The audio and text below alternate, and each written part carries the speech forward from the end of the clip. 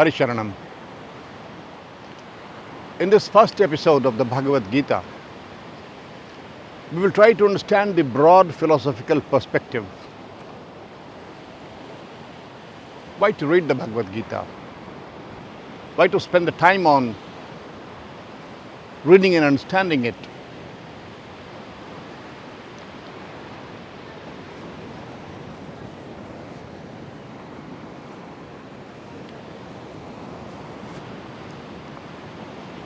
The universe is as fathomless or more than this vast ocean.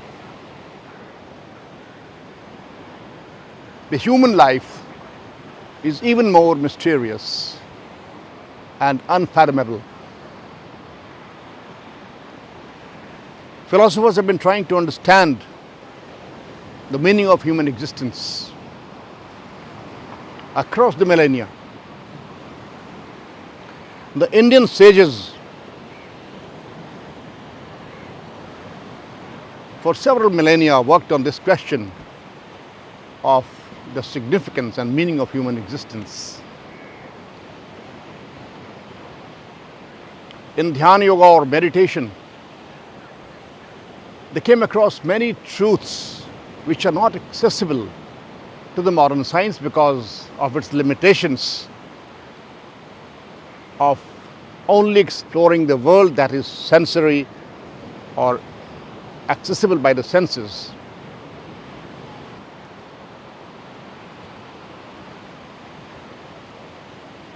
The sages found that we are not just a physical body. There is a soul inside us. And that soul transmigrates from one body to another for billions of years. They even specified the time frame for it, which the cosmologist Carl Sagan says is amazing because in no other faith there is anything of the kind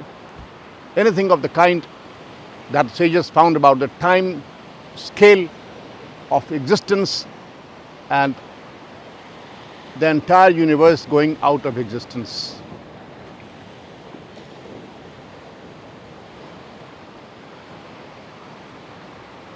What the sages found in bits and pieces during the revelations that they had in meditation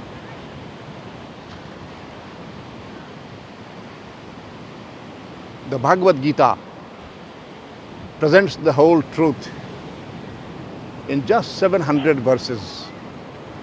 The Bhagavad Gita, let's know in the beginning itself, is believed to be the direct word of God spoken in first person singular number. No other book does it.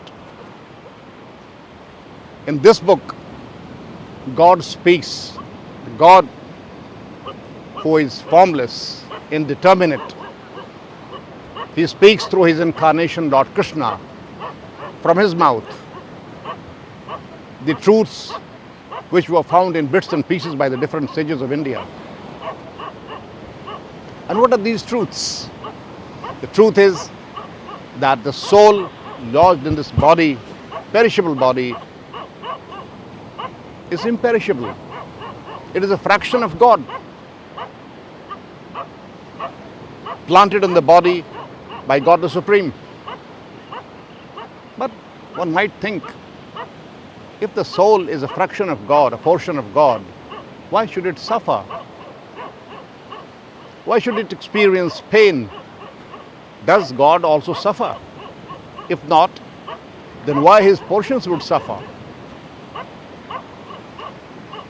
The story behind this is that at some time, once upon a time, there was no time, no space, no universe. There was only one God the Supreme, formless, indeterminate, without a name or shape.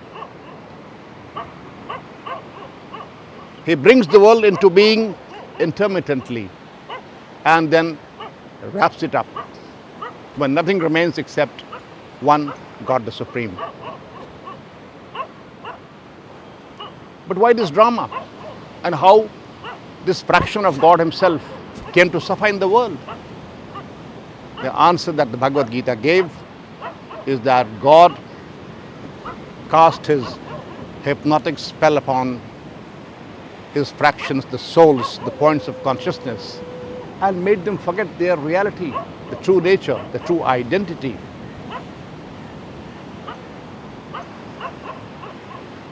Having thus forgotten their identity, the souls started to suffer. God gave them freedom of will, because of which they acted.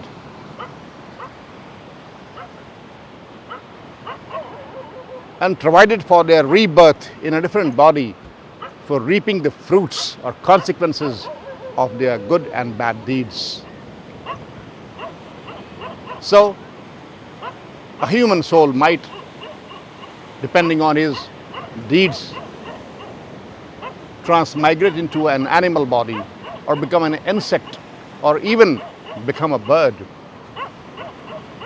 And there are millions of species in which you can go. So he goes from one body to another, suffering, suffering, and suffering. Not that there is no joy or pleasure in life. Yes, that is also there. There are moments of joy, flashes of joy, and then stretches of misery, and then stretches of neutrality, neither pain nor pleasure. But in the world, there is no unmixed joy. God says in the Bhagavad Gita, Punarjanma, Dukh Arayam, Ashashritam. This world is perishable,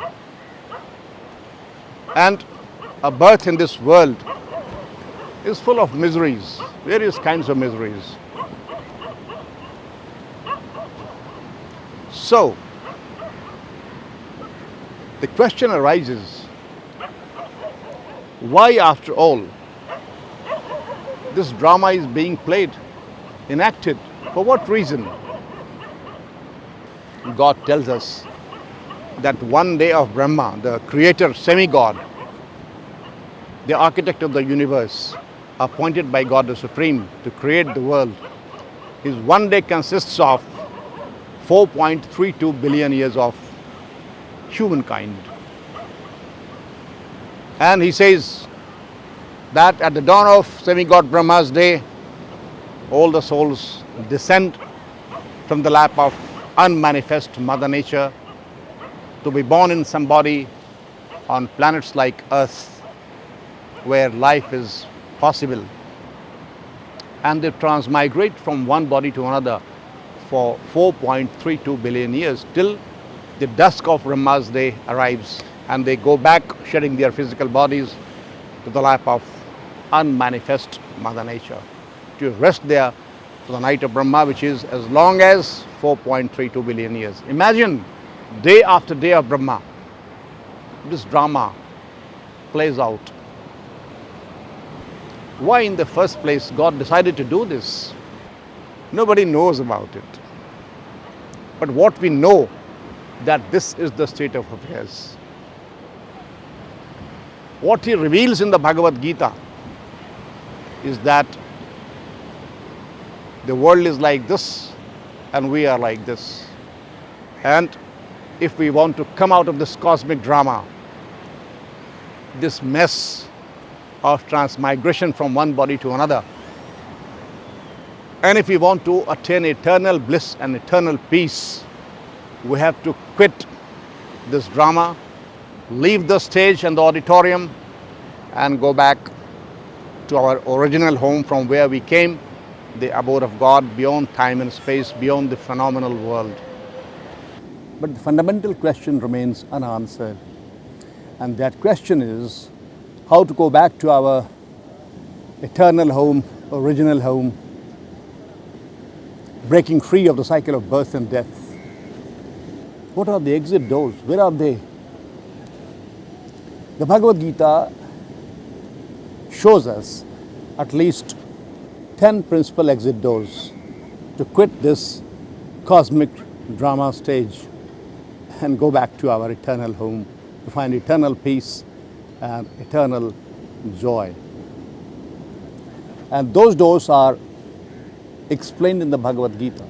Those ways and means are explained in the Bhagavad Gita. That is why we must read the Bhagavad Gita seriously and find out how can we find a release from this messy situation. We must remember that the Bhagavad Gita does not only tell us how to be free and how to be joyous in our afterlife. Who knows what will happen in the afterlife? It tells us here and now how can we improve our life, how can we make it happy, how can we make it peaceful. It gives us a complete life management plan. Therefore, having understood the significance of the book, the sacred book, which has no parallel in the world, which has been praised and admired and revered all over the world by even the top scientists, top thinkers, top educationists, top philosophers, those who have read the Bhagavad Gita.